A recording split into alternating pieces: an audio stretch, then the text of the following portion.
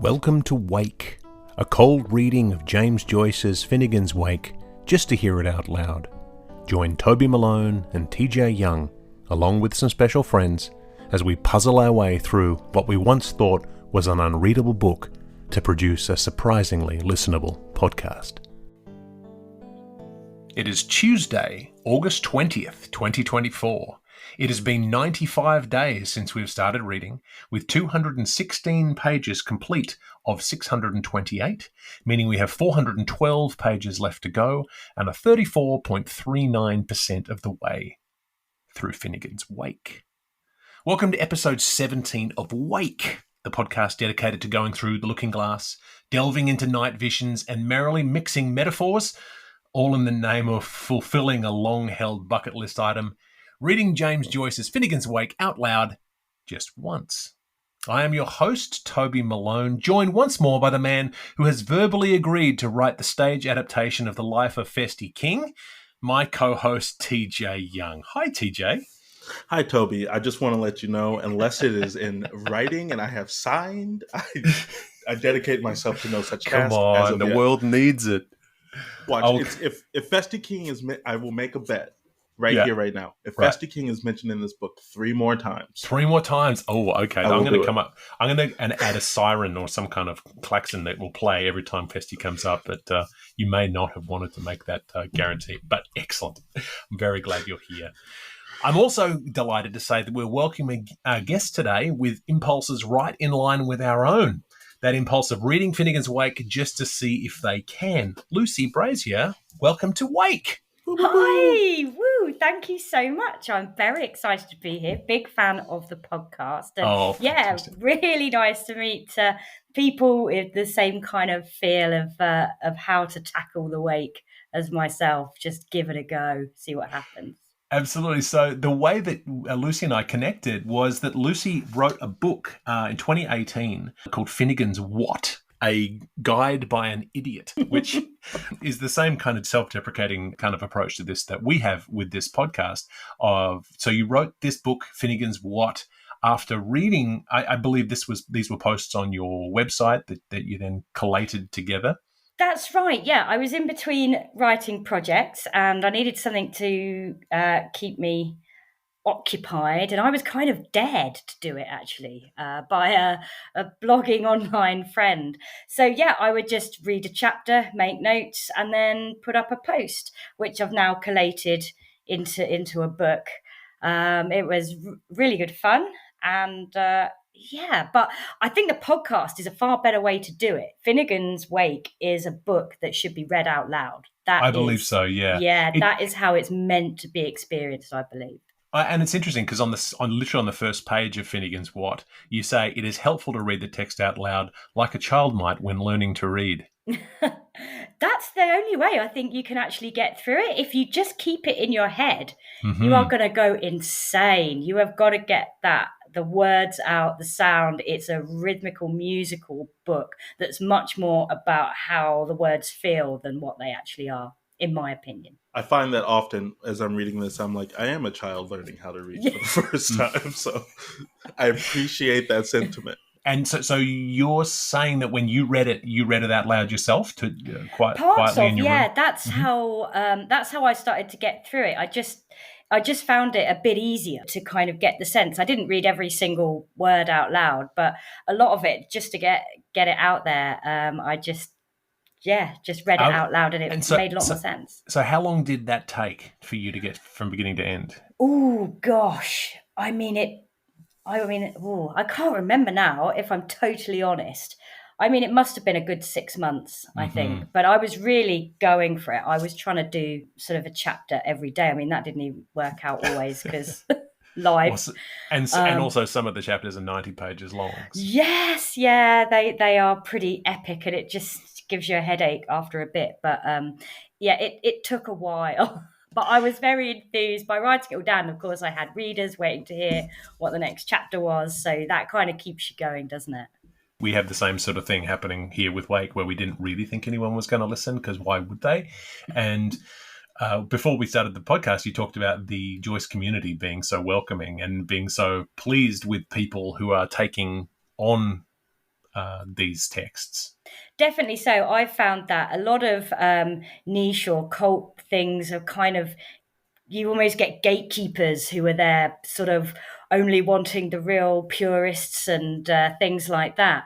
But so the Joyce community, just any little interest in James Joyce and they hop all over you as their best friend, is like, just, yeah, this is brilliant, just give it a go. And I feel really passionately now about just getting as many people to enjoy the madness as I possibly can in any way that works for them. Oh, I love it. I love it. It's really validating all the things that we're doing, because we keep waiting for the cease and desist letter that's going to say, please stop ruining this text. But then we also like to think that a lot of our the looseness and the messiness of what we're doing is what Joyce would appreciate. Oh, absolutely. Of course he would. I think he would absolutely love this. He would be a guest on here every week. Oh, wouldn't we love that? You know what the great thing about us doing this across country lines is that those cease and desist letters would have to come from several places. You know, it'd be really hard to shut us down. They're never going to shut you down. No, and no one's that powerful. And like we always like to say, we are recording this. I'm based in Canada, where Finnegans Wake is in the public domain, so there's not a lot that can be done. But we hope that never comes. Have you listened to the podcast at all? Have you had a chance to? Yeah. I've been dipping in and out of it since you made contact, and I'll be honest, I was a little bit taken aback, and then it made me nervous. It's a really high quality podcast. Your guests are great. You guys, clearly your enthusiasm comes through, and you really know what you're talking about, which made me nervous because I'm just winging it totally. So, and if you're doing the same, then well done. I was going to say, so are we. We are. One thing I will say about Toby and I's relationship is that I think over the past 7 years, 6-7 years, we have made a habit out of being able to wing things. Like, with many times we've been like, what are we doing? Well, it'll be fine. And we just go in. We have a benefit. I'll always say that if you want a project to be joyful and to succeed, work with your best friend, it's going to go so much smoother. And so we just like hanging out together. So being able to talk about this just happens to be the forum we're using at the moment. And so, and all of those high quality guests just happen to be our friends. So we nearly all my mum and dad, my daughter's in one episode. There's all sorts of things. I heard with your daughter and your mum and dad. That was very cool. That was TJ was doing something else, so mum and dad came in, and I thought fantastic. I like to put my mum in my work as well. I think it's got to be done, hasn't it? Bring in the fam. It's lovely. Absolutely. Yeah. So it's been 6 years since your book was published. So what have you taken with you in those 6 years when you think about Finnegans Wake now? Like, have you retained images, words, an overall sense of the book, or has it sort of faded a little bit now? It's still, it's still a very potent thing in my mind. It's in its own way affected my own writing. I think as a writer, it really frees you from what you traditionally think of as being the correct way to make written work. Not saying that my work is in any way Joycean, but I think it's just made me think about how I express myself differently. I then went on to do a similar thing with Ulysses during lockdown. I wrote Sex Open a Lucky Potato, which was about Ulysses. And it's just given me a real kind of passion and a bit more insight into that postmodernist literature.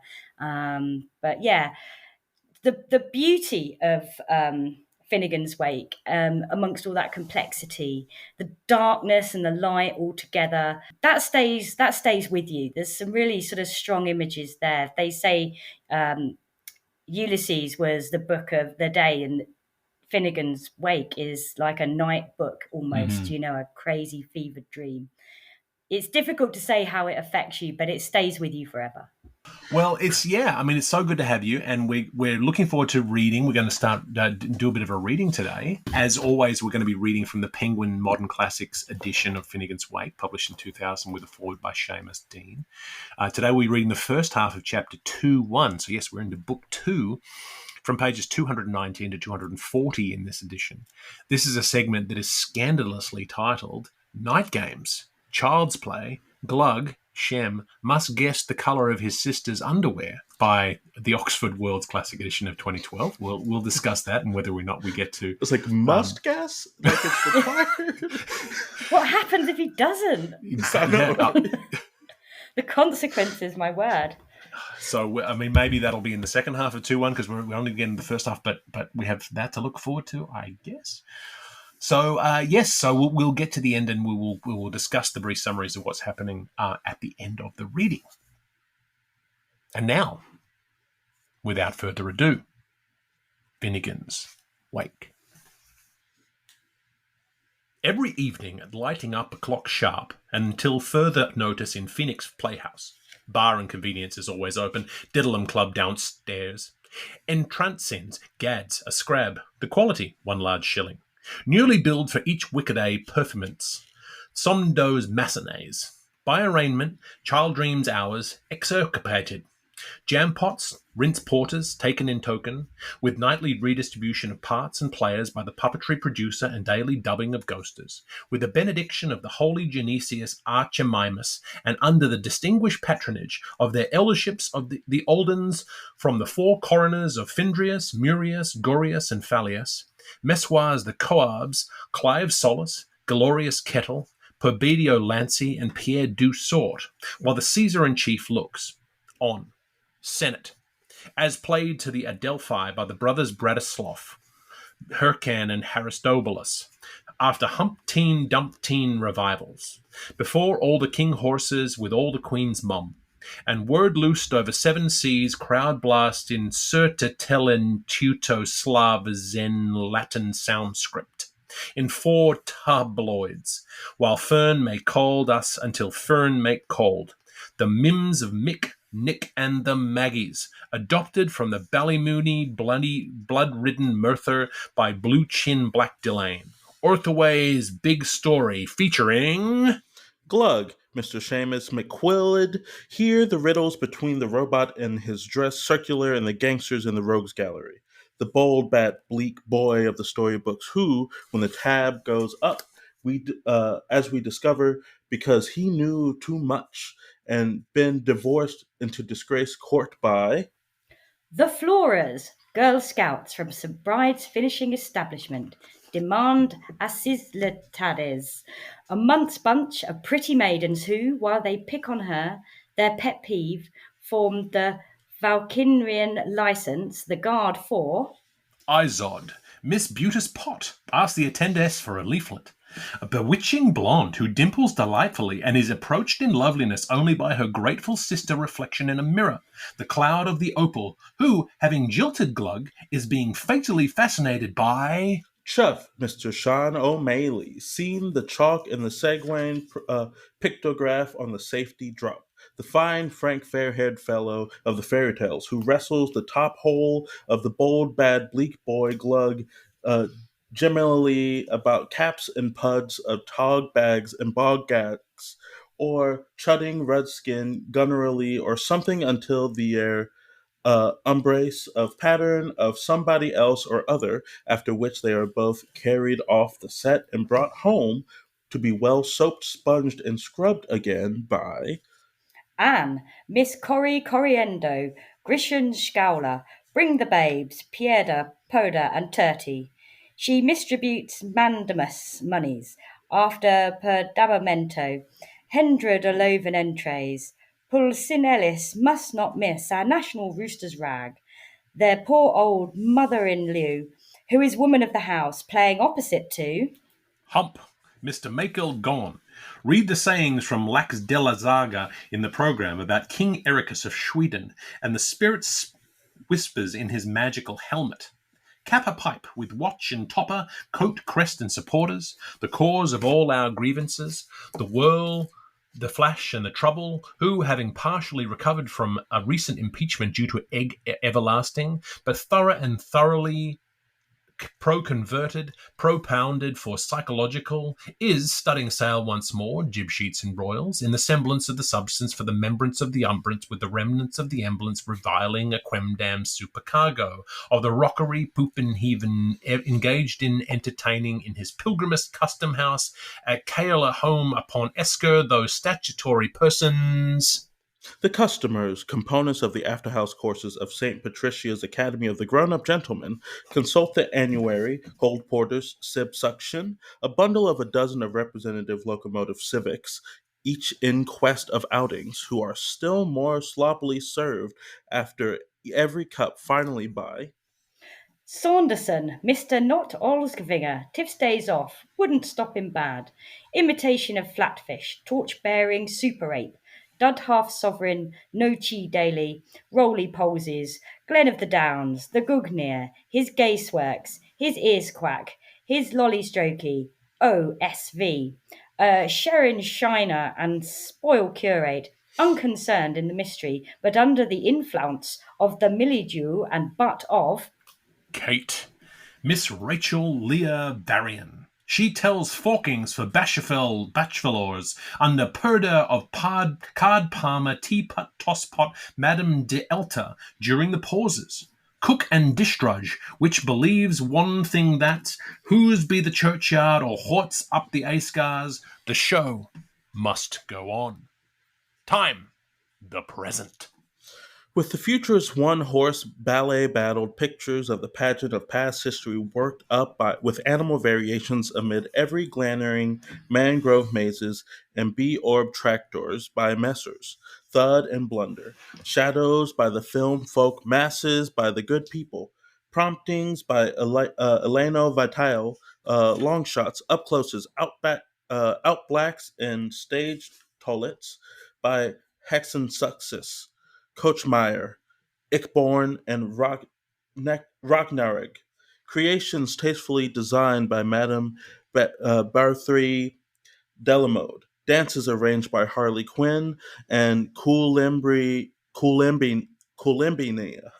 Jest, jokes, jigs, and jorms for the wake, lent from the properties of the late cemented Mr. T. M. Finnegan, R.I.C. lip masks and hair wigs by Oid Noiki, limes and floods by Crooker and Toll, Copay Pib by Capper Pedersen, Hoyd Pine hat with 24 vent holes by Morgan, Bosse and string bag from Heterodatriasis and all ladies present.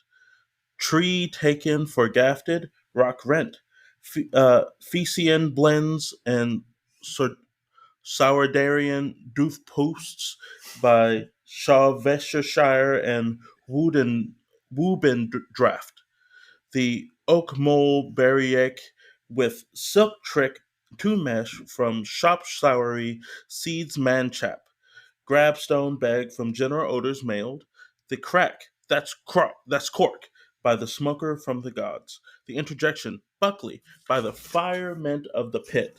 Accidental music, provincially arranged by La Archette and La Cord. Melodiatoritious and profusion by the score. To start with in the beginning, we need herely be marked a community prayer, everyone for himself, and to conclude with as an exodus. We think it well to add a choral and canon, good for us all, songs between the acts by the Ambifarious and of Annapolis, Joan Mock Comic, male soprano, and Jean Solaslavian, bass noble, respectively. O Mester Saugermon, F. Tess S. Wot, ye dukes, ye do. Then I'm not sir pleased, yet ye want that bottle of Savon Quepepier and oof, off, nutch de Rausch Verlas mich nicht, nicht. till the summit senses of climbback's catastrophic fear, the bearded mountain, polymop, bear the roostish, the river romps to nursery, midi kins in underform, in undiform.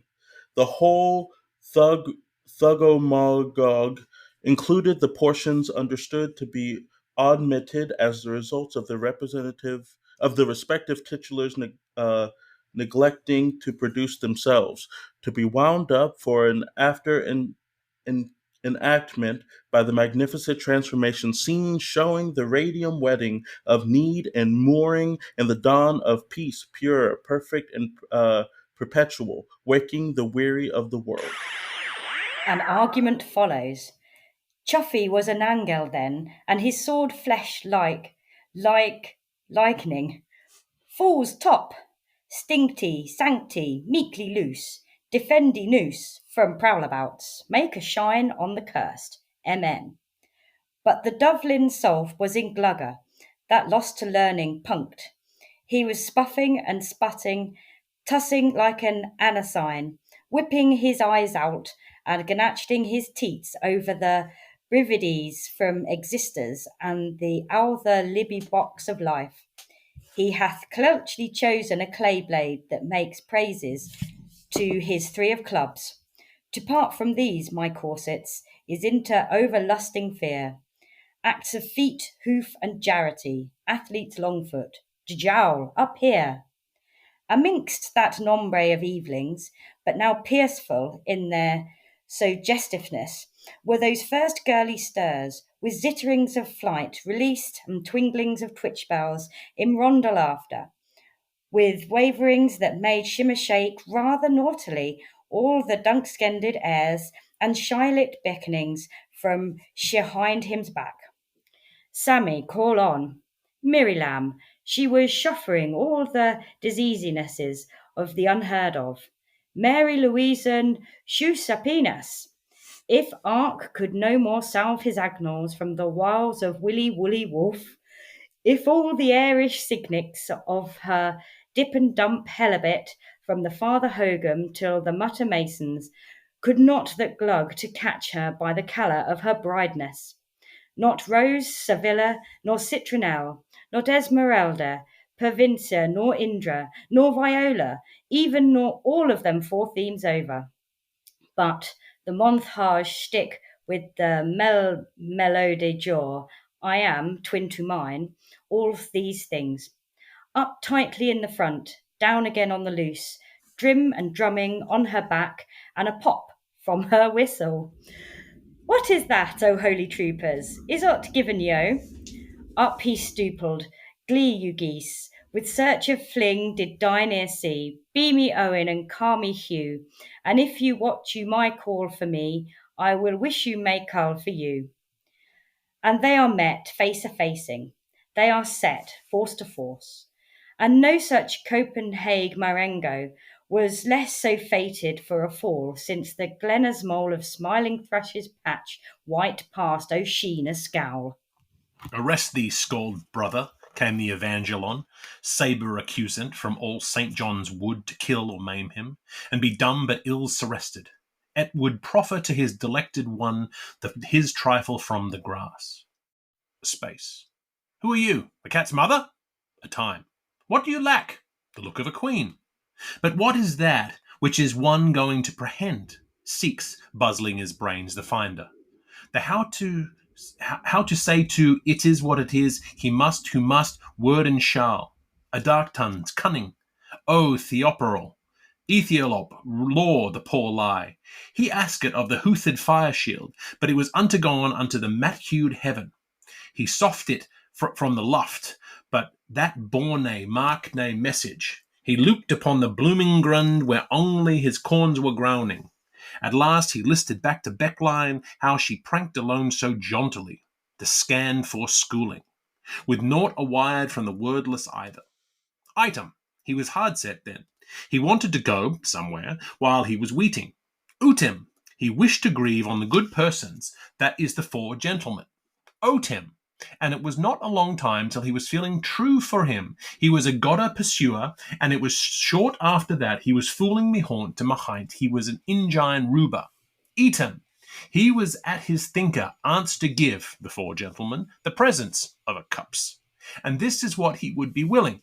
He fold the ford, he found the hurtled stones, they fell ill with the gravy duck, and he sod town with the roust of the meast, a tem.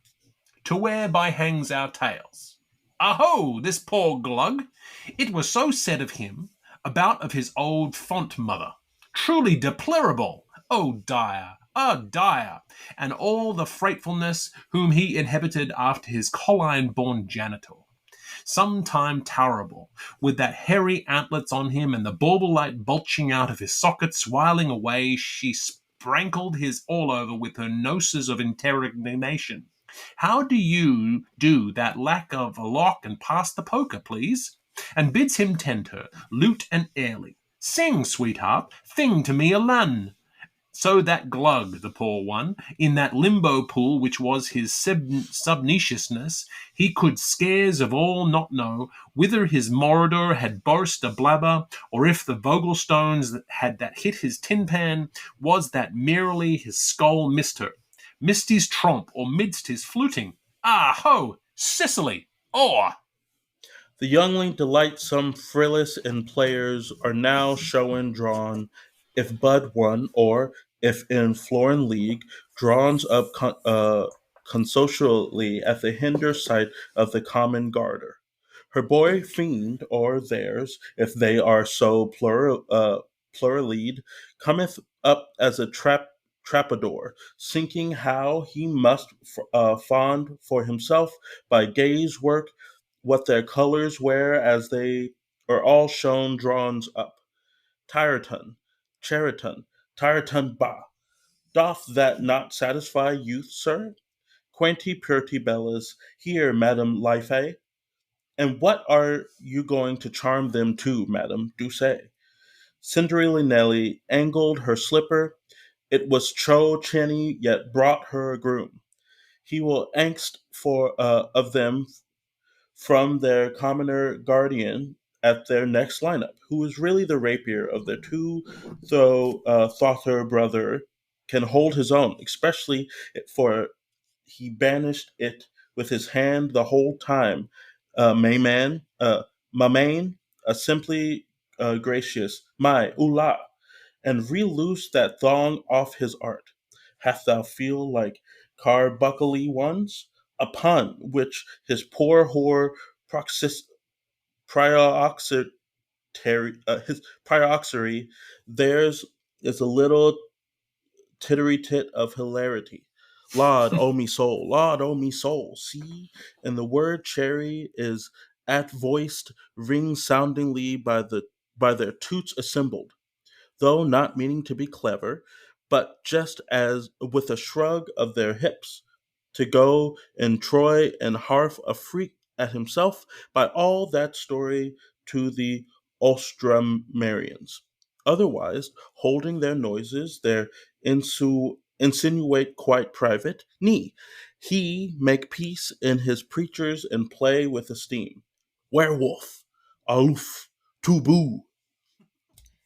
So Ulf for his toffee took, the ruck made raid, as slick as legs would run, and he anchored on his hunkers with the belly pressed, asking, "What's my muffin stuffing atches for these times? To wheat, breath and bother and what a curse. Then breath more bother and more what a curse. Then no breath, no bother, but war are worms, and shim shallave shom." As Rigagnolina to Mountagnone, what she meaned he could not can. All she meaned was Galton Silver. All she meaned was some night's plough jam. It's driving her daft like he's so dumb. If he'd lonely talk instead of only gawk, as thought Yeatman hat stuck hit stick although his spokes, and if he would not wally so, he speak, sweetie bird, mitzy mitzy, though I did ate tough turf, I'm not the bog doxy. Have you mon brimstone? No. or Helfernerstein? No. Or Van Diemen's Coral Pearl? No. He has lost. Off to clutch, Glug, for what? Shape your rarers. Glug, for wheel. Ring we round. Chuff, farewell. Chuff chuffs in as even. All's rice with their world. Yet, tears, who can her mater be? She's promised he'd eye her, to try up her pretty. But now it's so longed and so fared and so forth. Jerry for jauntings, alibi, fled. The flosses all and mosses all, they drooped upon her draped brimfall. The bowknots, the showlots, they wilted into woeblots. The perlegraph, knew whichly whether to weep or laugh, for always down in Carolina's lovely diners vaunt their view. Poor Isis sits, a glooming, so gleaming in the gloaming. The tinsel's a touch tarnished winds, no lovely noise awound her swans. Hey, lass! Woe fear gleam she so glooming, this poor pathete Isolde. Her bowman's gone of a cool. Be good enough to simper a size. If he's at anywhere, she's therefore to join him. If it's to be nowhere, she's going to too. But if he'll go to be a son to Frances, she'll stay daughter of Clare. Bring tansy, throw myrtle, strew rue, rue, rue. She is fading out like Journey's clothes, so you can't see her now.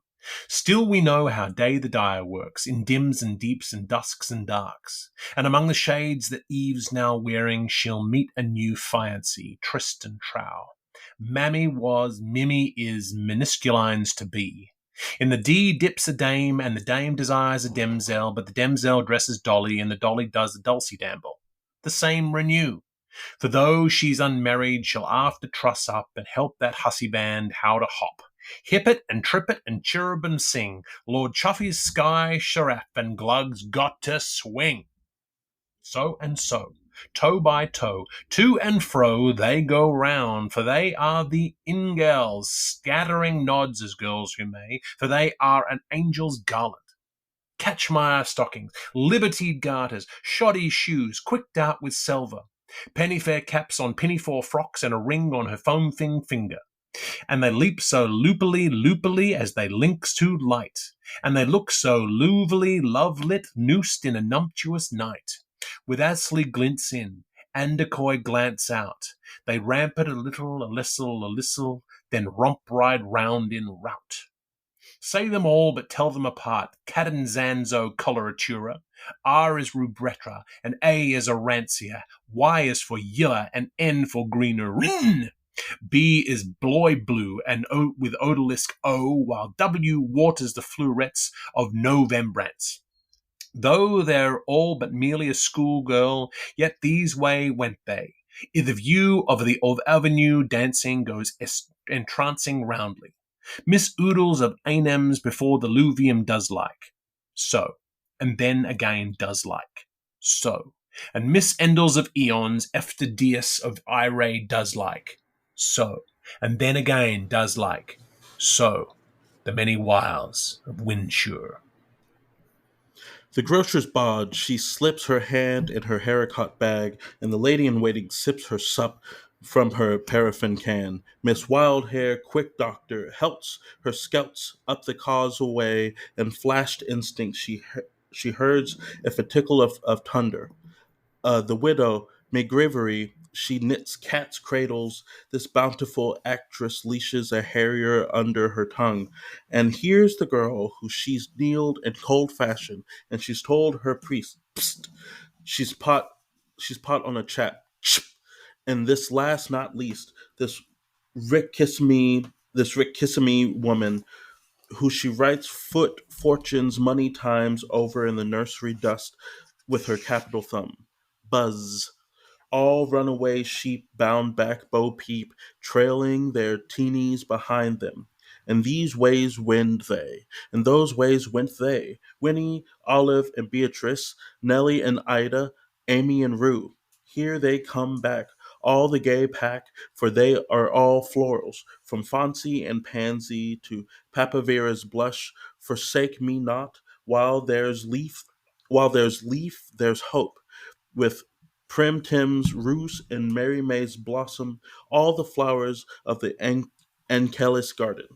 But vice reversing there out from those palms of perfection to anger abhor, tree rake, monotan, scrossly out of scout of ocean, ververed with word, with wad, what torments, tournaments of complementary rages rocked the Devlin from his punch pole to his tummy's chartreuse and his displayed all the oath word science of his visible disgrace. He was feeling so funny and floored for the cue, all over which girls as he don't know who's Hugh. If Goosery's gazius would but fain smile him a smile, he would be fondling a praise he ate some nice bit of fluff. But no jest reveals his connoth. They're all odds against him, the beasties. Scratch, start. He dove his head into Wat Murray, gave Stuart Rail a puck of the on the plexus, wrestled a hurry-come union with the gillybag, wiped all his senses, martial and menial, out of Shrove Sunday McPherson, excremated as freely as any froth blower into McIsaac, had a belting bout, chase to chase with McAdoo, about nothing, and childhood's age being and shame least, tell a tartan, taciturn, toothsome, terrascone, torton, vestimentivarius, chlamydia phagian, embrettulated himself for any time untellable with what hung over the Machonosian middle from the Sicarius of the Greeks, home. All while, Moosh Mrs. from Mungy Monsey, praying in his mind, son of Everallin, within himself, he swore, Macnoo Maggotty Mag, cross of a coppersmith bishop, he would split. He would do big squeal like holy trip pat. Seek hells where from Yank Islanders the patriot is absolation. Mock Nitza, Gennick, he takes skiff come first dagreen day over wide tumbler, rough and dark, till when bow of the shower show of the boa, with 3 shirts and a wind, pagoda permettant, Cucol of Avante, the Bruce, the Coriolano, and the Ignatio, from Prudels to the secular, but from the common to the nauta. Bye bye, Brassolis, I'm breathing. Our war, dully grey, a Conard stream of lodus circles. Here he shufflusa finis, gel chassa no more. Missionary for the ministery to all the sems of Aram. Shimash, eon of era. Mums for Maxim, bands for book, and dodgesome Dora for hedge-hung shoulder mistress. And Uncle Sinanese coach with diligence. Disconnection of the succeeding. He whole hog himself for Carberry banishment care of Pennsylvania, British America, to melt Mrs. Gloria of the Bunkers Trust, recuperated, prunty, by the meteoromancy and linguified Hesirogian, quit to hail a hurry Laracor and catch the Paname Turicum, and regained that absentee tarry easty. His sitta immediata by the alley and the detour, and Farrakard available gen 20 years. Right for Rovy the Roader, from the safe side of a distance, Libera, nostalgia. Beat, Lorienti, Otuli, Euro pra nobis. Every monk his own cashel, where every little ligger is his own ligo tenamente, with inclined jams in full purview to his pronaos and to the derentane at his reredos.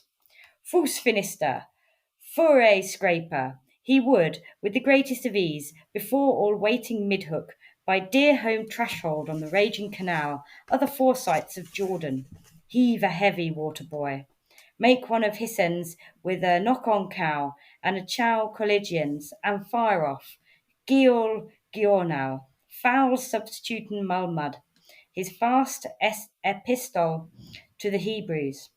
From Cernilius Lomtime Prepostius of Tu Maria to the clutch in Antich, Salvo, Ladix and Jointerermen. No more Turkenscolds. Free leaves for the everybody's. All tinsermen in the yard, with harm and aches till father alters. Wild primates not stop him from at rearing a writing in handy antics. Nom de plume, gout strap fenlands, and send charge for Mary Inklenders. And don't you loch if his vine shacking Schwemmy, for he is the general, make no mistake in he. He is General Jinglesome. Go in for scrivenary with the satiety of Arthur's in SPQ Irish, and inform to the old sniggering publicing press and its nation of sheep-copers about the whole plighty troth between them. Milady of Milady made melody of malady, she the lalage of leonesses, and him her knave errant, to wild Rose La Gilligan from croppy Crowhaw, for all within crystal range. Ukalepe, Lotha's leave, Nemo in patria, the luncher out, Skillian carib dish, a wandering wreck, from the mermaid's tavern, bully famous, naughty calves, mother of misery, Walpurgis nacht. Malish, he would bear to untired world of Lehman Conon Austria, and what a strip poker globe-trouble they pairs with looks. How Wholefellows, his guffer, the Sabbatarian, might faction split his beard. He too had a great big O in the megafundum of his Thomas Hunders, and how her Letty's shape, his gummer, that congealed sponsor, she had never cessed at waking malters among the Jemisons, since the clough that Metax dealt her made her microcosm as gap as down low. So they fished in the kettle and fought free, and if she bit his talabout, all hat tiffin for thea.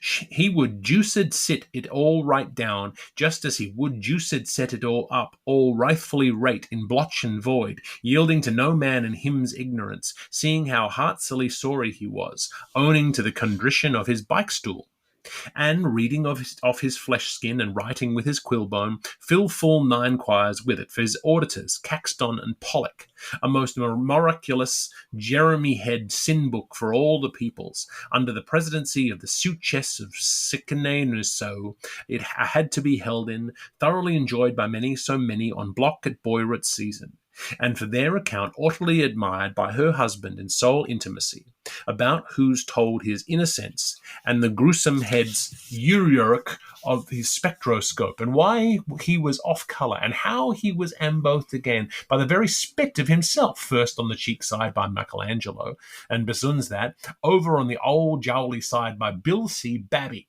and the suburbs formula, why they provincials drollo egg spilled him out of his homity dromity narrowny domum, Osco de Basco de Pesco de Bisco, because all his creature comfort was an omelette finis urbis in an arc finis orb, and no master how he mustered, mind never mend, he could neither swuck in non neither swimp in the flood of socialism, and the best and shortest way of blacking out a quarterlock of all the sorrows of Sexton, until he would accost her cum il fu interodus as a wagoner would his mud-heeledy Wiesendonk at their tryst in Parisese, after torments of 2 years, bread cast out on waters, making goods at maturity, Mondemoiseur of Casanuova and Mademoiselle of Armentieres, Niblovis, Niblonovio, Nobio and Nuvi in innovatium, Oxy Tanti Tempoli.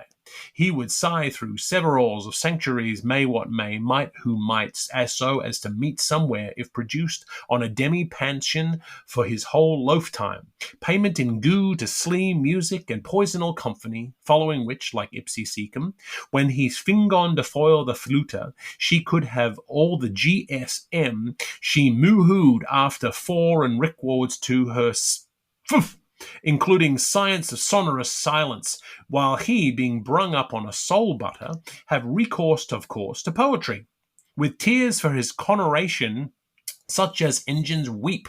Was Liff worth leaving? Nesh. Tholidoth, tree train, Zoc racing, stone, arty reminiscitive, at bandstand finale on Grand Carriero, dreaming largesse of life size over early lived offs. All old satyrs of the sow scepter, highly nutritious family histrionic, genetric sling with Avis and Avia, that simple pair, and descendant down on voluti pads by avuncular process to Neurus and Noverca, those notorious nepotists, circumpictified in their sobrine census, patras all of them by the gloss on their germane faces and their so serene eyes like transparence of Vitricus, patruits of to a man, the Archimede levers of his econome world. Remember thee, Castle Throwen? One's prop Serapups treed, now Stohong Baroque. And oil paint use a pum if yell trace me. They're titled to where there was a hovel, not a havel, the first rattle of his Juniverse, with a ting-tum ting-ling, and next, gin a paddy, got a petty, gussies, gif it ope, while it's shom. My God, alas, that dear old tum-tum home, whereof in youth food port I prayed, amook the verdigrassy convict Valsal's dazes, and cloitered for armament in thy bosom sheed. His mouth full of ecstasy, for Xing young thing of Sheena from Yorayumi across the Timor Sea.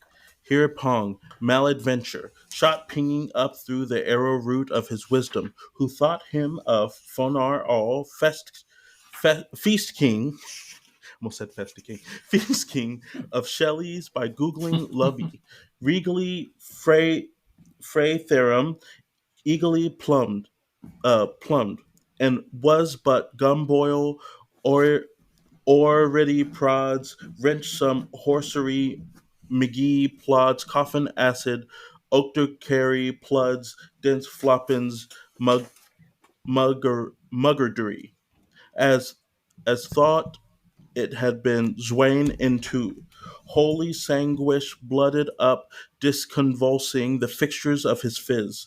A pang with his temporary chewer, med him a crazy chump of a Haven Jube Ciliasis, Joshua Croesus, son of Nun, uh, though he still though he shall live for millions of years, a life of billions of years, from their rose-aced glows to their violast lusters, he shall not forget that pucking pugesses, holy house balls, and bloody acres, like gnawing under unhearthed.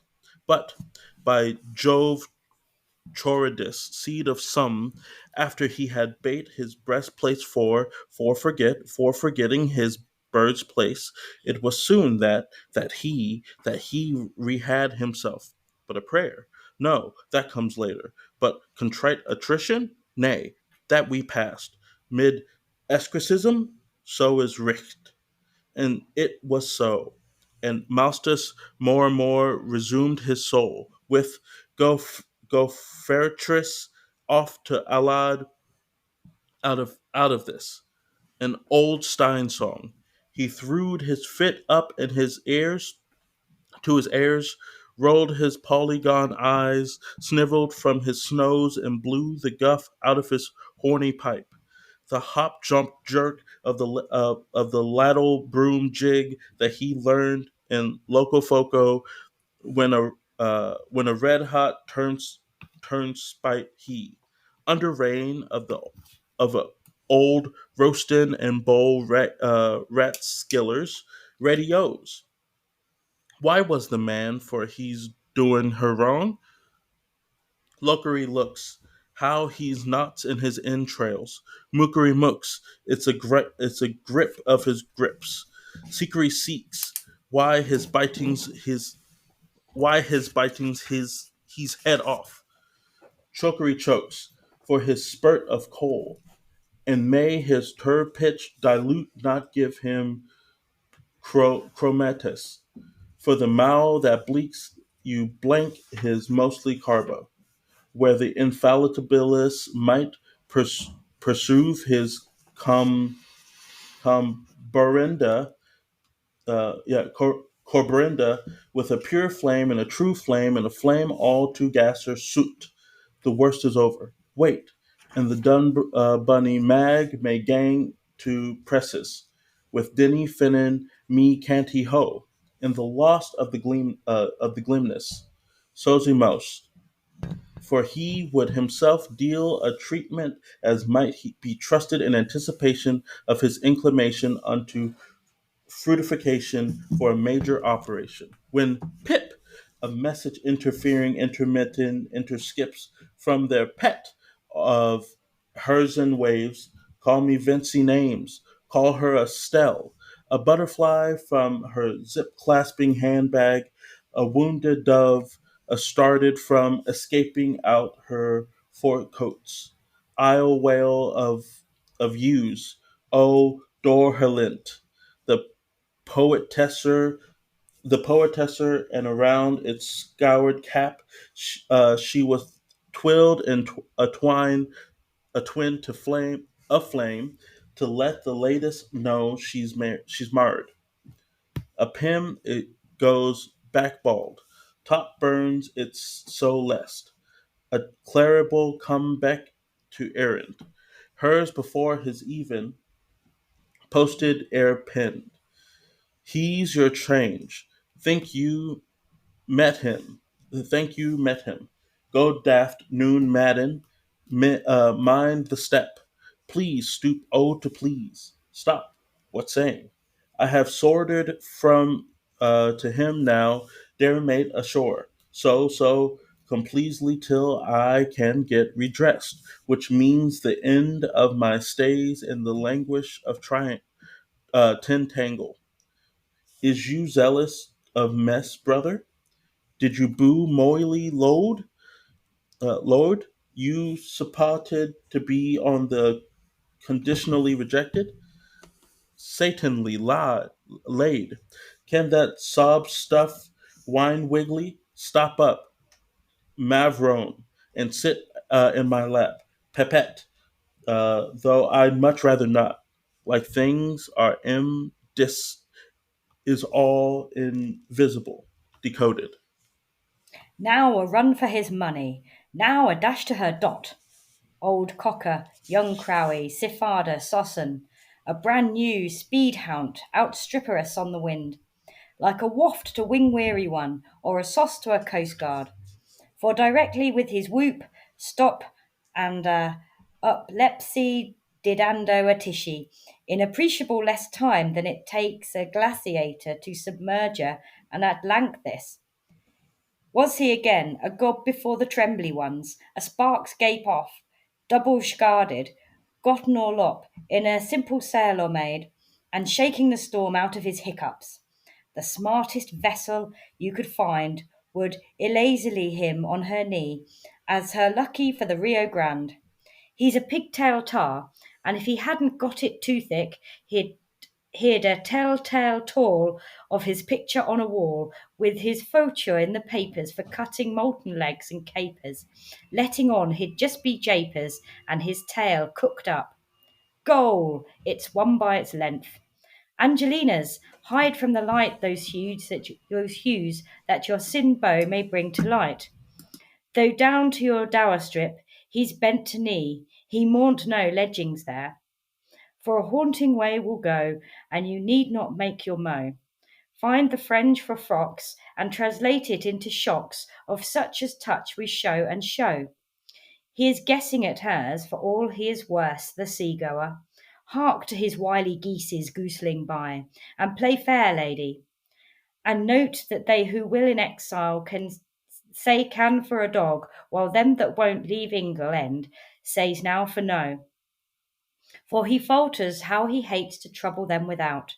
But leaving Codhead's mitre and the heron's plume sinstrent to the server of servants and Rex of regums, and making a bolder dash for liberty of speech, he asks not have you seen a match being struck, nor is this powder mine, but letting pun plays pass to earnest. Haps the journ of fags, nao. Haps the main jaunties, nao hao. Haps the per causes nuncy bellies, nao hao hao. Asky, asky, asky, go on. Me cow, get. Ping and ping nuan, ping porn pong. And he did get their anniescence, and slink his hook away. Alligator comes alligator, like a chimister in chemises, whom the hurricane hurries, and hots foots zingo zango sago, to hoots of utscut urcure jamal quum yalla yawash yak. For he could chaya pia cho pachu upon a sharp snack of pure underfallen engelsk, melon mool on tartar tortoise, suki saki on soppy suppon, as rascally and as baskly as your cheese chalk cow cud spinach. Makoto, wagta crowday, gela gala nausi is, yet right divining do not was. Hovo bovo haffogate hockey di matzi in kamika. He had his spirits all fouling on him. To vet most griposely, he was bedizzled and debuzzled. He had his Trisius cavalier on, and looked like Bruddy Halm. A shelling, a cockshy, and a donkey shot at, or a peso basin to join the armada. But sin show panza. Could any Brody which walked this world with eyes wide open have looked twinsomer than the trail he left behind him? Candidatus, Viridois, Ariela Canis, Sign Lab. Of all the green heroes ever worn cotton breeches, the whitemost, the goldenest. How he stud theirs with himself mooxed kevenly, and their atrovolitarinary, the churchman child father from Tonsor's tuft to almonder's toes, hapography and duo tegers sumi, son sopit to most of sire six tusks, of Myaquines sign osur heavenly buddy time, and wretched of his near ceases, a mickly dazzly eerily oily with lucicurlis, a soul neatsier by Svedol's priesteded. Their trail the traactive, the dim dandy panties knows the play of the eyelids, with his gamecock spurts and his smile liquid glue, the serious soiree ever windling war, whiles his host of spritties, lusprilaridariness. They went pay henning and rippa pad around him. Pilgrim, Prinkips, Carolier, Cavanier, and neochoristic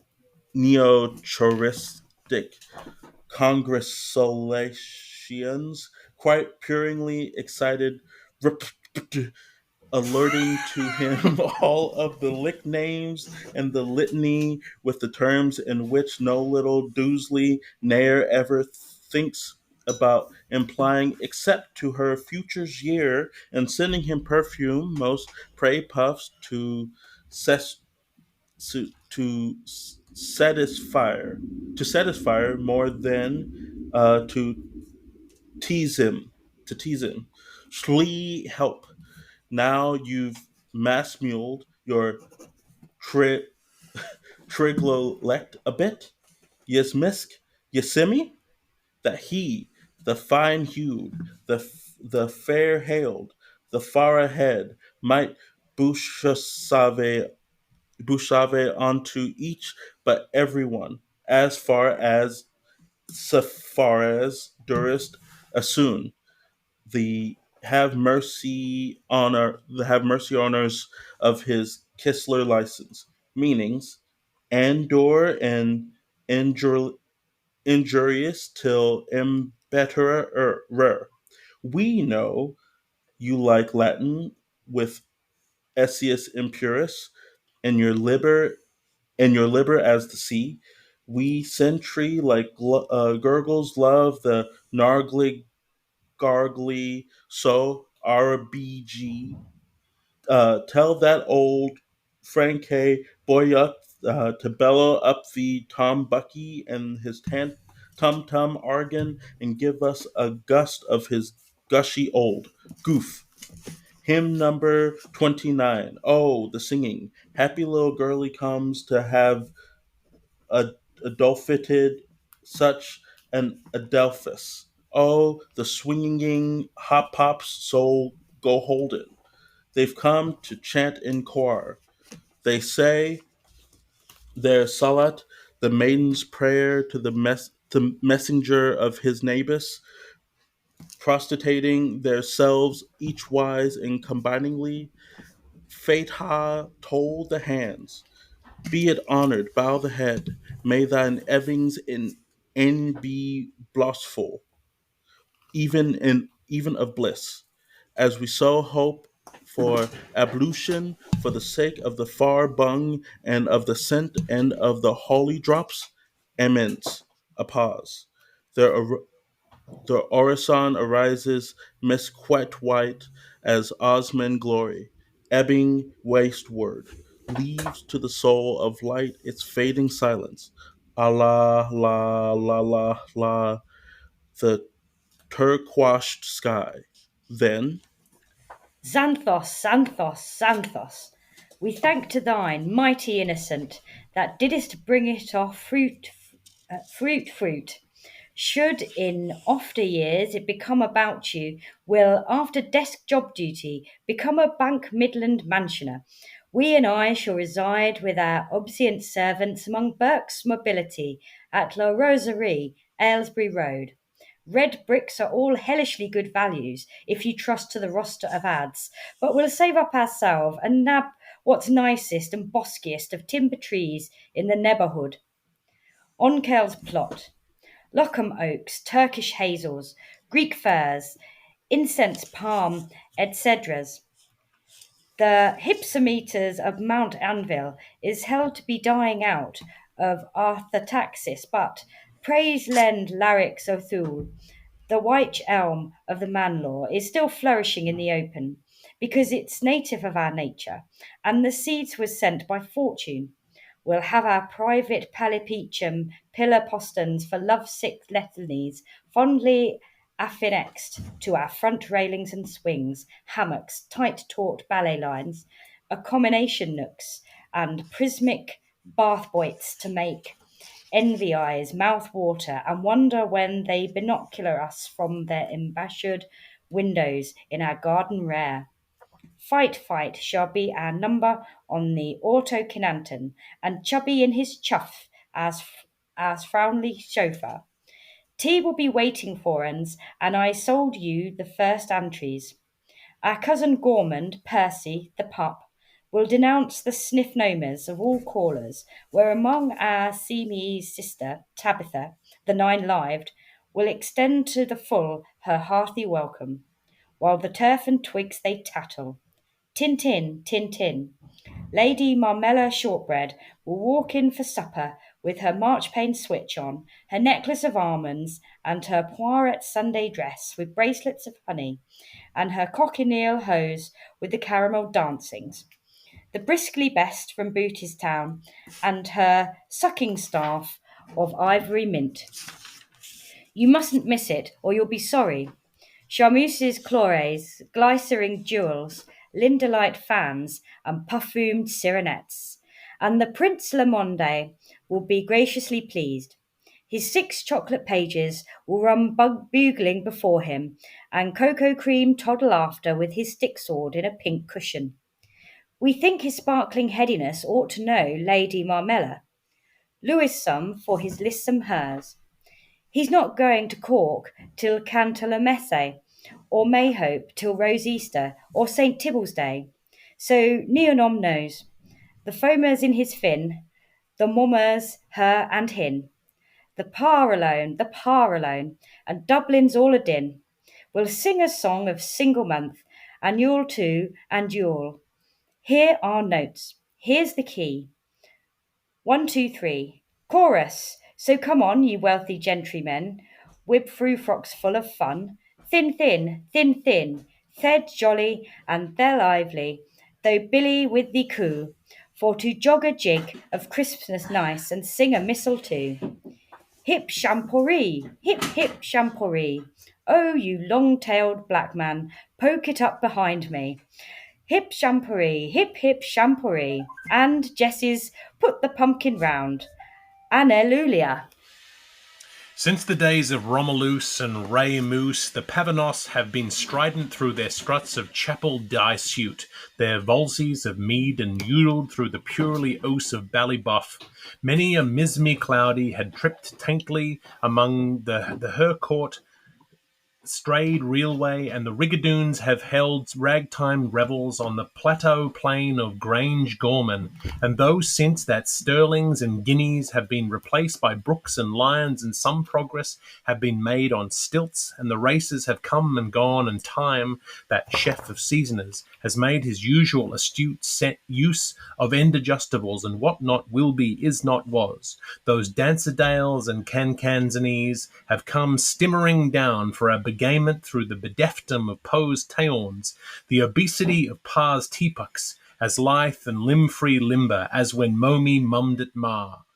Just so styled with the gnats and their flower heads now, and each of all has a love stalk unto herself, and the top of all the tits of their understamens is as open as he can possibly she, and is torn-a-soled straight cut or side-waist, accordant to the corsets of things feminite, towards him in heliolatry, so they may catch cup in their caliazets, alls they go troping those parachutes from his muscalone pistil, for he can eye-spy through them to their self-colours, nevertheless their tissue peepers, meaning the mulberry mesh, the time of appling flowers, a guarded figure of speech, a variety of perfume, a bridal, sea mist in so one, as likely as seesaw. Oh my good miss, oh my great mess, oh my prite zeasly pre-shoes, while dewy fully as dim dumbbells, all a listen to his elixir. Lovely't.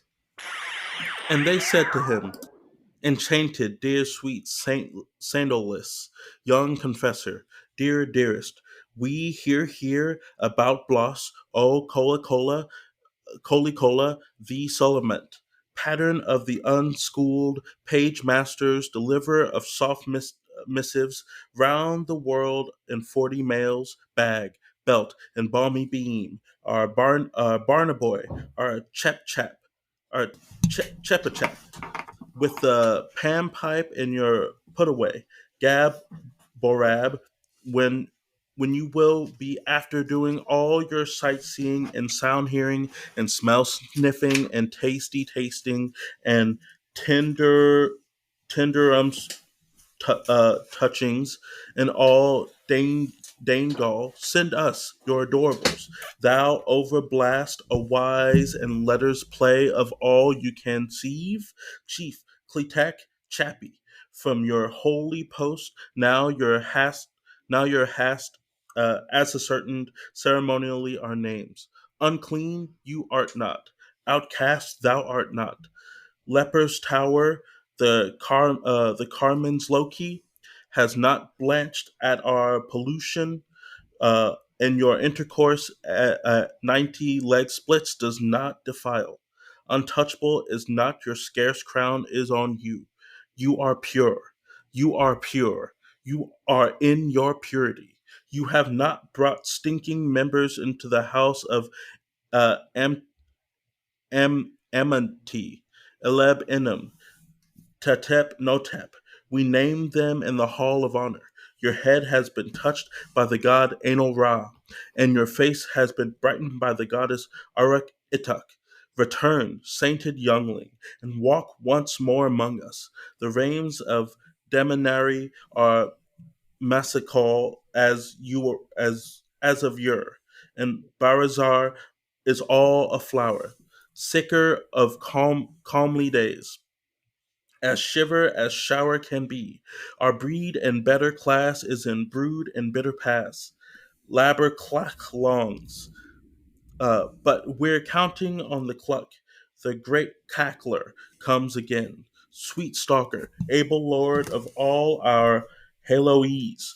We, to be slightly off familiar perhaps than his sickly more than nexessor, touts Philo, Philomelus as well as Magdalenus were draw pairs with two pin marks, BVD and BVD dot. So what lotteries of ticklets post hastum you appreciate, so as to be very dainty. If an is a spell, and so to be very dainty. Uh, if an is hibili of and on, to and for, by and with, from you. Let the hitback hurry his wayward air, and missive has time to take herself off. 'Twill be or the more wilfully in to meet if the coming offence can send our shudders before. We fem to have being elsewhere as though the had pissed in our fuff pins.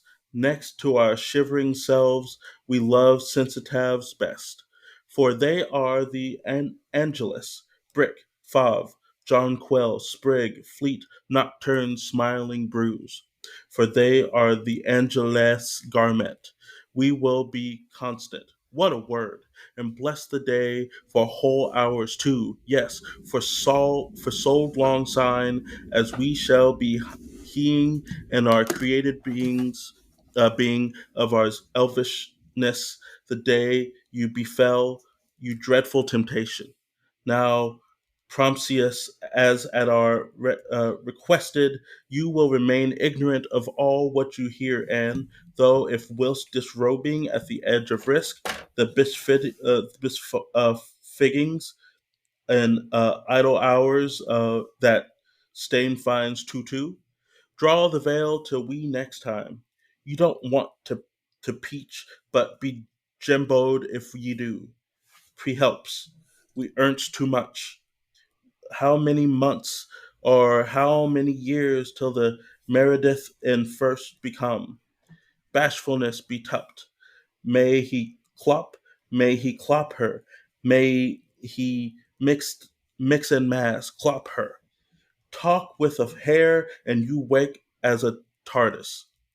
That's muss, says the law. List. Kiki Lacey, the pre-geined, and Bianca Mutatini, her conversa, drew their fools longst, finished first, Herzog von Valentam, but me and me other raven, me cousin of mine, have more good three chancers, where others, after Bonaparte's.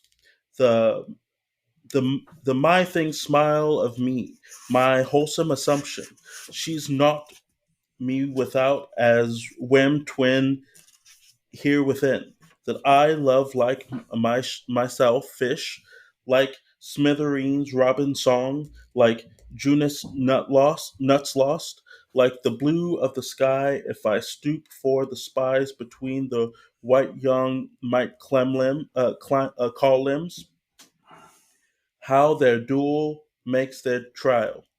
Ears wax for Sir Sod, dong dong bullets for the Iris rifles, Queen's wealth of Kukum in their combs for their Jenny Joes, Caraseums, honey swarms where Melly spawns, will be all buzzy one another minis for the mere effect that you are so flood of pollen yourself. Tio mio, door. We fully, unspeechably thoughtless over it all in the Gizzy Gazelle tax bamboo wood. So please kindly communicate with the original sense. We are only yearning as yet how to burgeon. It's mint millims of sentiments, dead lost or mislaid, or them but master of snakes. We can slough change in the nip of an apple, so long as we can all see. For deed Seaton, you're quick. But the hook in your look, we'd eye for I where you begging the quasiton with your Lucian bowl round monk's messerag. And wherever you're tingling in your throat, we're sure to be tangled in your enticements. It's game, ma chérie. Be off with your shepherd dress on. Up some cotta. Behold your handmaids for the Lord. To these new nunci we are but yours and amateurs yet will come that day we shall opt to be oars. Then shalt thou see, seeing the sight, no more hoxities, nay, more gifting and maneger. A her's fancy for his friend, and then that fellow yours after this follow ours. Venereum, Domne Vanius. High time is ups be it down into outs according. When there shall be foods for vermin, as full of feeds for the fet, eat on earth as there's hot in oven. When every clitty of a scholar maid shall hold every yard scullion's right to stim her upfreet from whomsoever, whether on privates, whether in publics, and when all us romance Cathalines shall have ones for all ammon separated. And the world is made free, methanks, so much for his main shithy man, and all his big yittins. So till coquette, to tell cocotte, to teach Connie Curly, to touch Catty Hyrie, and tip Carmenia, to tap La Cherie, through where the diggings he dwelt among us, here's nobody knows save Mary. Why for we go ringing hands in gyro rondo. These bright elects, constant corseted, where they're waltzing up their willside with their princesome handsome Angeline Chioff, while in those werebus there won't bear's way, meering unknown, a place where pigeons carry fire to seethe viands, a miry hill, Belgend saw footh, oaths and screams and bawly groans, with belchy bubhub and hella below, bedeemed and bediabbled and a remaining lucisphere. Hell's did end, wells did else. Lonedom's breach lay fouled up uncouth, not to be broached by puns and riedels. Yet the ring gayed rund rosily, with a drat for a brat you. Yasha Yash ate sausage and mash, so he found the bash, poor Yasha Yash. And you wanna make one of our picnic party. No honorary whoest on our sposvistalist. For poor Glugger was dazed and late in his crave, he laid in his grave. We did it. Bravo, chaps. Oh, amazing. Well done. Excellent. That was the first half of Chapter 2-1 from Finnegans Wake. And with our special guest, Lucy Brazier. Thank you, Lucy. It's so good to have you reading with us. Absolute pleasure. I thought that went quite well, don't you? Oh, yeah. Absolutely. How are you feeling, TJ? I got fooled. So here's the thing. The second the chapter started, I was like, oh, it's a play. Great. And so my brain did the thing that I do with every play that I read, because as listeners will know, and as Lucy knows, and as Toby knows, I'm a playwright. So I was just like, cool. I'm going to find the meaning, which is where my brain... And I was like, no, that's not the purpose of this. Just read the words. Just read the words. But the whole time y'all were reading, I was like, wait, what's the plot? And I was like, I have to let that go. Never would James Joyce try to find the plot. Never. I know. Never. I was like, I got set up. I got fooled. But that's an interesting thing. The difference between our podcast and your book, Lucy, is that we were we read it out, and then sometimes we get to the end of the chapter and we're like, I don't know what's happening here. But your task on your book was to talk about what you thought was going on. So what happened when you got to chapters that felt impenetrable or tricky? Well, there are a couple of chapters in my book where I literally put a warning and say there's going to be some swearing here. And then I'll have a bit of a swear, basically say I've got no idea what's going on, and then just try and pull whatever feeling I had about the chapter. So with this one, actually, TJ, I was exactly like you. I was like, okay, so this looks like a play. So, and actually, this chapter is one of the most readable of all the ones in Finnegans Wake. It is mostly in real life English. The words are words that you kind of can pronounce. And there's loads of sentences which are a bit random, but they are recognisable as English language sentences. So you think, okay, feel really confident with this one. But actually still doesn't make a huge amount of sense in lots of ways. I think that this chapter, if you're going to read Finnegans Wake, I think start with this one, because the beginning bit where it looks like a play is actually giving you a bit of a heads up about who the main characters are. So I think it would be a good one to start with, because it doesn't matter what order you read the book in, really. I've decided you could just pick it up, open it, start reading, and go from there. So I think this does give you a little bit of an overview of who sort of the cast are. And then after that, it gets a bit confusing, because I'm not sure if it's actually supposed to be a play or if sort of life has carried on outside of the play and now we're back into the story. I think there's some fighting going on. There seems to be quite a lot of fighting sort of in the beginning bit when I guess it's Sean. Who's he here? Glug, I think we call. No, it's not, is it? Right. Who is he? I forget. Shem is Glug. Yeah. Okay. So it's the other one. Sean doesn't like do the win the guessing game. So he seems to have some bit of a fit, seems to be some fighting. And then it kind of blends into like a keeping up with the Joneses of sort of Dublin high society of, oh, shall we have a red brick house? I think we should have a wooden house. And then there's a load of stuff about servants.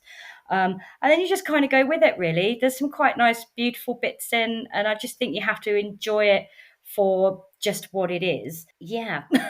It's a really interesting point you make, though, about being able to start Finnegans Wake at the beginning of the second book, because we spent a lot of time in book one feeling as though we were getting a lot of backstory and a lot of context on the rumours and the legends and who ALP is and who HCE is and a lot of this kind of stuff. And if you put that and you say, okay, this is all backstory, and so we can start in book two. You don't want to disregard book one, but it's sort of interesting to think that book one is maybe a continuation of book four because it is cyclical. But it's an interesting point to think that we could start here. Yeah, I thought when I got to this bit, when I read it on my first reading, I was like, oh, okay, so this is who everybody is. Right. That's something makes a bit more sense. I think I could be wrong here, but I'm pretty sure that Joyce wrote book one and book three first, and then wrote book two and shoved it in the middle, which is why it's got a bit more. And that was the bit that I think he took him like 12 years to do. The other bits were done in a few years. I could be wrong by that. Please don't write in and have a go at these good people if I am. That's my fault. We make unsubstantiated claims all the time. Yeah, so. Yeah. But I do think, book two has got a bit of a different feeling, but it opens with this kind of, it almost feels like a Midsummer Night's Dream almost, like, here we are. Let us set the stage, dear reader, viewer, whatever. I think for me, the whole entire time, I was like, this feels like the most fun that the characters have had in a while. I was like, this girl's dancing, they're at a party. But here's the thing, I was like, this is why he has to figure out what his sister's underwear color is, because he can't end up with the wrong person in the middle of the night. I was like, I was like, okay, I think I got it. But I like it feels youthful, and I could sense the action and the idea that yes, they have this game at night, but then they also go to church and pray. But I'm still really struck by you are pure, you are pure, you are in your purity now. I was like, that's great, because it is so youthful and vibrant, and felt like an ode to youth. Yeah, I really like that. This is a really kind of poetic musical one. When you read it out loud, you really get that sense of rhythm and sort of a sing-song kind of nature to it. It does feel a lot lighter than a lot of the other sections. How long will it continue, though? Oh, yes, we have night lessons ahead of us, so we have all that to look forward to. But one thing that's interesting is that when I said, before we read, when I read out the chapter summary, which is not written by Joyce, is written by a scholar who is summarizing this. When I mentioned the sisters' underwear thing, everyone looked surprised, including you, Lucy, who's read this book before, which made me sort of think that maybe you didn't look up summaries of the chapters as you were reading ahead, which is a great way of doing it. Whereas we tend to, was hearing that context, that little tiny bit of context, did that change how you heard? That massively helped. I didn't realise it was his sister's underwear that was involved. I knew underwear was involved, as it is a lot of the time. There's a lot of Joyce's thing. Yeah, there's loads of that. I didn't realise it was his sister's underwear. Had I picked up on that, certainly the next section makes a lot more sense. But then, this would have had a lot more context for me. No, I didn't look up anything before I read it. I just kind of went with what I thought. So that's why my book is no help if you want sort of any kind of scholarly considered Well, I will idea. say your book is very reassuring, because you read your book and you go, oh, okay, no, I'm not just the only one who's struggling with some of this sort of stuff. I think it's easy to read these kinds of books. You open these scholarly editions and the scholars are so assured as to what's going on. And then you read it and you think, I must be stupid because I don't get any of this. But obviously a lot of that comes from generations of scholarly work that's building on one another. Whereas if you're reading it with that context, and I think the idea of reading it with that context is probably a really good thing, but it changes the way that you read. It really does. And let's be honest, it's not the sort of book anybody's really got the time or headspace to go back and reread again, like you might with other books. So I think having some of that background is a really, really good idea. When I did my book, it was, all right, so it was a bit of fun, but it was also just for people who thought, yeah, I really fancy giving it a go, but oh my God, look at the state of it. I can't do it. Well, let's just read this really kind of condensed version of a woman saying, well, I've no idea but what's going on, but loads of rude bits. Here are the funniest bits. Knock yourself out, crack on. Yeah, that's one thing I love about the book, and it's something that I thought that we should, we were 4 or 5 episodes in before I went, oh, I should have added this, which was you have a section at the end where you say, each end of each chapter, where you say, this is my favorite line, this is something that was funny, where you actually pull those out, and we were too far in for me to institute it, and then I saw you do it and I was like, good. That's what I wish I'd done.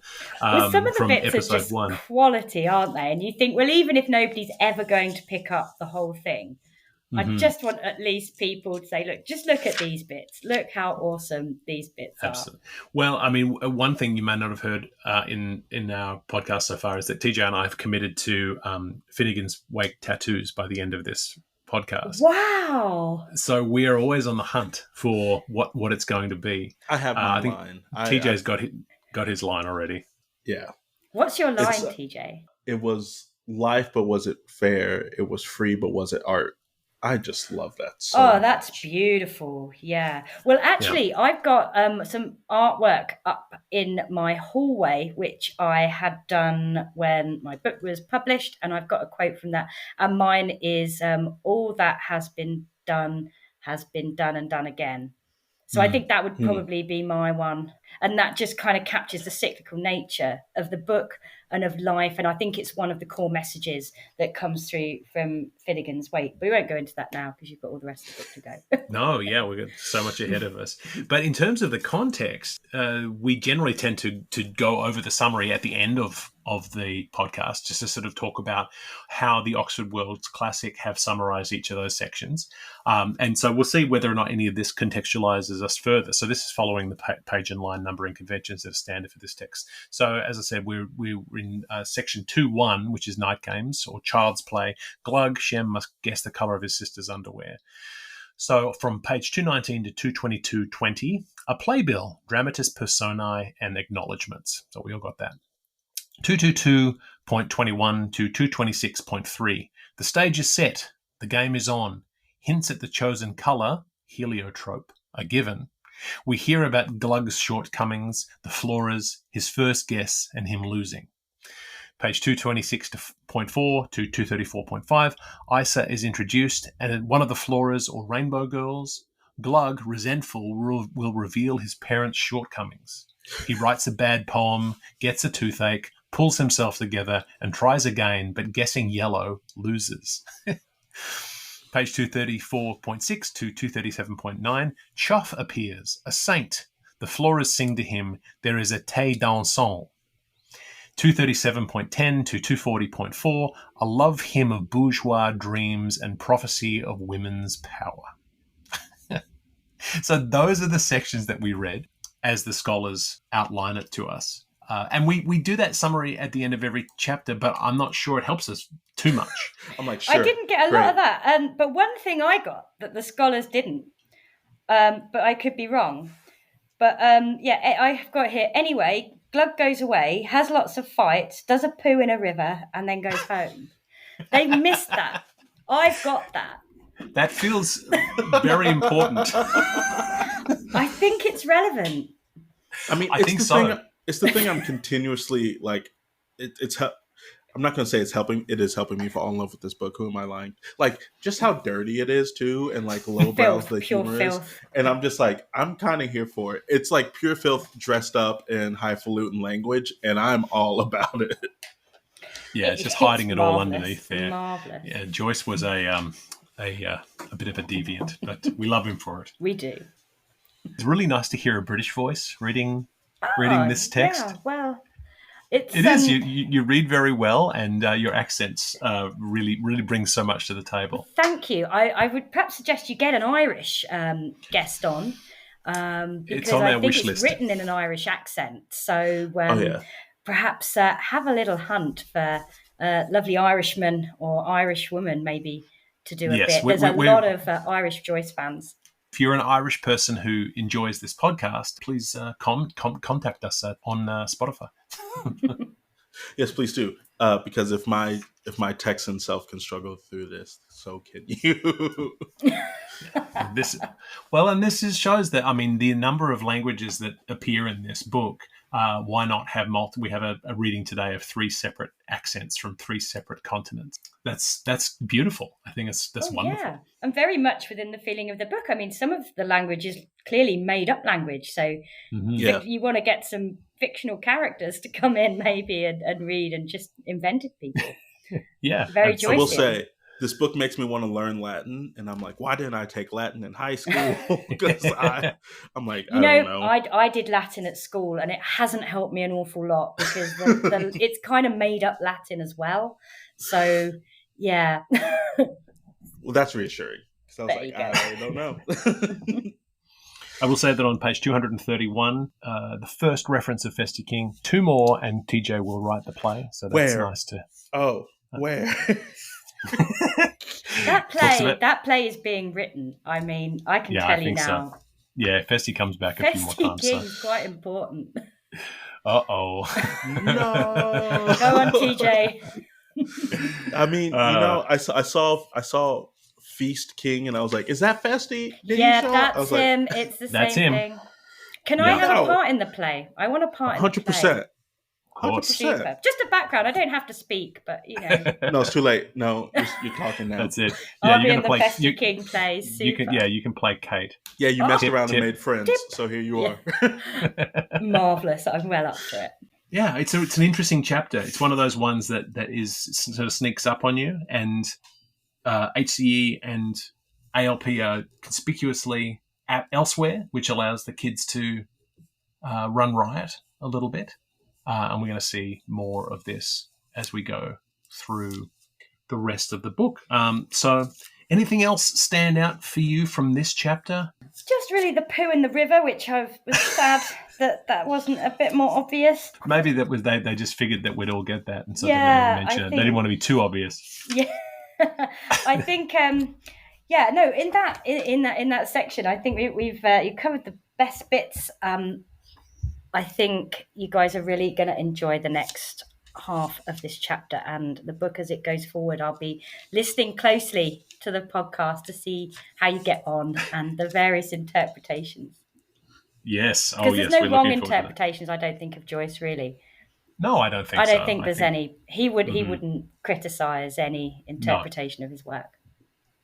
You mentioned here in the book that you found all these references to Goldsmith's "She Stoops to Conquer" in this, which I was very impressed by. Wow, that's okay, great. Must have been having a particularly restoration-ish day. Yeah, but I think there is some, because again, the Stoops to Conquer, that's kind of a story of lots of like misinterpreted signals and lines and rumours and gossip, which very much Finnegans Wake is as well. And you have got in this bit, in this section, that kind of where it goes all kind of a bit middle class, and people are wanting to introduce their family members to lords or whatever they were. So that's sort of it kind of mixes it. But there's so many literary references all through the whole book. You would have to be incredibly well read, I think, to catch them all. But there's just all little Easter eggs in there to look out for, and I feel different about it having read it again than when I did the first time. It's kind of made me want to read the whole thing again. I'm just going to listen to your podcast instead. I'm not going to actually read it. Well, we'll get you on. I'm sorry we did that to you. No, it's fine. It's fine. While you guys are doing the hard work, I'll just listen back to it. So and then we'll bring you back in book 3. So don't worry. We'll fantastic. Come and do another episode. Yeah, I will say, really, I loved how poor Issa on 226. She was like, "I'll go anywhere that he wants to go, but if he moves to France, I'm done." Absolutely not. I think maybe is that like an Oscar Wilde reference? He had that quote, didn't he? That all bad socialites go to Paris or something when they die. I don't know. Maybe it's a reference to Oscar Wilde. I just thought it's like wherever he goes, she's there, except France. Not France. I think a good summary of this chapter. I mean, this is the summary of the chapter as from their book, but. You say, in many ways, this chapter is relatively plain speaking, and if I had read the cast list before I started the book, things might have been a bit clearer. But as is typical with Joyce, just when you think you're getting the hang of his prose, he throws you off kilter once again, and I was soon returned to my usual state of merry confusion. I feel as though merry confusion is very much the theme of this podcast. We sound smooth, and we sound like we know what we're talking about, but merry confusion is the order of the day. Magnificent. That's fantastic. Well, this has been really fun. And we don't want to take up too much more of your time, so we will end it there. That's all the time we have for Wake. We will return next week to complete Chapter 2.1 and find out just what these siblings are really getting up to, maybe. I've been Toby Malone, joined as ever by TJ Young, the busiest man in all of podcasting. Our huge thanks to Lucy Brazier for joining us. Where can we find your work? Where can we send people to? The easiest place, I guess, is my website, which is portergirl.com. There's a whole collection of everything I've done there. Finnegans Wake is probably the most useful, but you might want to look at the other stuff. And Portergirl is a series that you've written. Yes, it is based on my time working in Cambridge University, at Cambridge College, where I was the first female deputy head porter. Amazing. And so the porter gets up to all sorts of adventures. All kinds of adventures. There are some murders, but it's very much based on my real experiences, not the murders, but other stuff. That just inspired that and started me on my little writing journey there. So not the murders that you can tell us, Yeah. Lucy's book is called Finnegans What? Finnegans Wake, a guide by an idiot. I am here to say that Lucy is no idiot. She has been a delight to be here with us today. So thank you so much for being here. We're looking forward to seeing you again on a future episode. Absolutely. Thank you so much, chaps. I'll see you soon. Take care. Yes, absolutely. And for you listeners, we'll see you next week, amateur gamification fans. This has been Wake, a cold reading of James Joyce's Finnegans Wake, just to hear it out loud. If you've made it this far, thank you for your dedication. Join us next week for another segment of Finnegans Wake and a chat about what we've found. Wake is a Moon Street Media podcast, engineered by TJ Young and Toby Malone. Our theme song is The Ballad of Perso Riley, arranged and performed by Meg Logue after James Joyce. Wake is recorded in Canada, where Finnegans Wake is in the public domain. For community and bonus content, join us at our free Patreon at patreon.com/wakepod. If you have questions about Finnegans Wake, don't ask us. We're just as confused as you are. See you next week.